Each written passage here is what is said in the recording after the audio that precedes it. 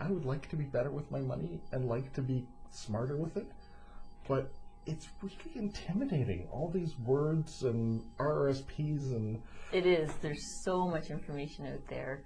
It's very overwhelming when you first get started, and basically the book gives you exactly what you need to know to get started. It doesn't overload you with information, and it gives you, at the end of every chapter, if you don't want to read the chapter, at the end of every chapter there's a list of all the questions that you should ask when you invest in the product.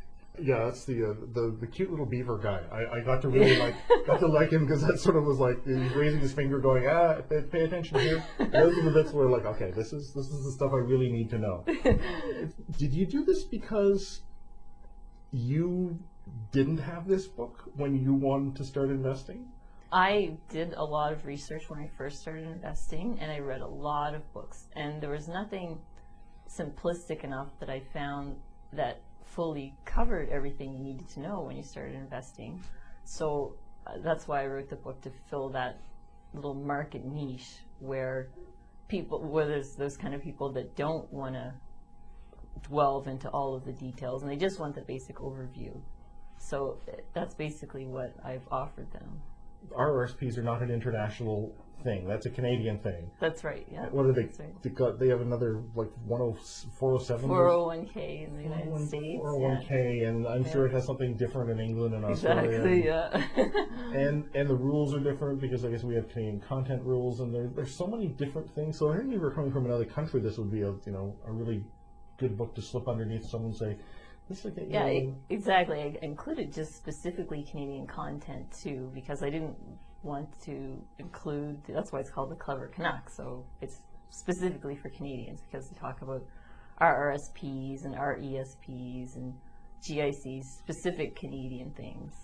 I'm not even sure I picked the right bank. And this cool thing that I like is it's like, here's a way of figuring out what kind of bank you would like, because there's everything from the guy who goes, save your money, to my grocery store, has a little banking section in it, to the big old boring banks. And yeah, that's right. Yeah, that's a really big mistake a lot of people make. That's why I included a chapter on bank accounts, because a lot of people, they just save their money within a bank account and they just leave it there, and the money starts to gather up and they have a little bit of money, then eventually they have thousands of dollars sitting in a bank account.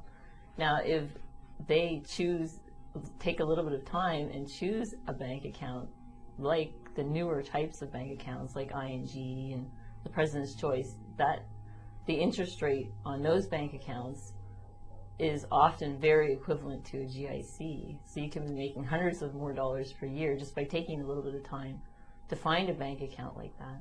Say I found $10,000 as we were leaving this place, and I said, I need help, and I need you to help me invest it. I would suggest that you max out your RRSP contribution for the year. That's something you could do if you have that limit content there. And then within the RRSP, make sure it's separated into your proper portfolio portions. So probably for you, the majority would be in the stocks and bonds, and some in I will maybe put some in a GIC or Canada Savings Bond. There are tons and tons of people out there who say they're financial planners. How do you tell who's going to be good for you and who's going to be bad? What are the questions you should ask, and then what are the warning signs that maybe you've got a not so good one? What I would do when you're looking for a financial planner is ask for references from your friends or even your doctor or lawyer, and then look into them and ask all of the questions that I have listed within my book.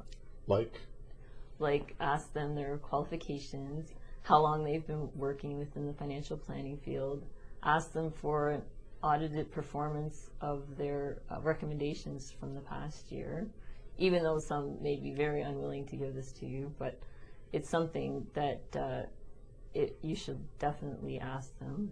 I would interview at least 2 or 3 people and make sure you're comfortable with them and you feel that you can trust them and that you feel like they've answered all of your questions to and you feel comfortable with their answers. And after you found one, they should be keeping in contact with you every 2 or 3 months or so. And if you feel that something's not right after a few months, talk to them. And if you can't come to some sort of, you don't feel satisfied, then I would consider switching financial planners. Complete this sentence. I, Sandra L. Sexton, will be a millionaire by the time I am 50. Yeah, not bad. Not bad. Yeah, you're now on my my list. Women to marry. Great. The book is The Clever Canuck, Investing Made Easy. I've been speaking with the author Sandra L. Sexton.